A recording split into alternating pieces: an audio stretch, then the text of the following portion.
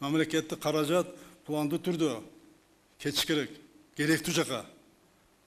Каалаган адам мага буну курам дебеш керек, буну өкпөй чыгып иштеш керек. Мен тапшырма бердим, быйыл үлгүрбөйт. Кийинки жылга чейин ошол планды түзүп, региондорду толук бирдей өнүктүрүп алып кеткенге мына буюрса шарттарды түзөбүз. Каражатты дагы ошол максаттуу түрдө пайдаланганга аракет кылабыз. Чоң объекттерди, больницаны мына бүгүн ачып келдик Аманбаеваны. Мектепти мына азыр райондун борборунан 3 километрден мунукунда баштайт Минтранспорт турат. Кийин айлык метр өтөбүз. Алардын баардыгын мамлекет жасайт. Бирок эл кыла турганда нерсе бар да. Мына эки нерсеге токтолуп кетейин. Качан Кыргыздын кары аксакалдары карыялар үйүндө болчу эле.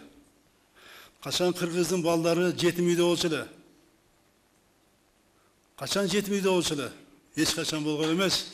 Эч качан болгон эмес. Кыргыздын эгерде карып калса, ал эми Кудайдан баласы жок болсо дагы, ошонун бир тууганы болсо дагы, ошол карачу. Кудайдан коркуп, эртең Кудайдын Алланын ырасын алайын деп карачу. Эгерде жетим бала болсо, тууганы болсо, атасы апасы өтүп кетсе дагы, тоголо жетим болсо дагы, туугандары бөлүп алып, чоңойтуп өз баласындай кылып. Эч качан болгон эмес. Бул регионду өнүктүрүү деген маселе.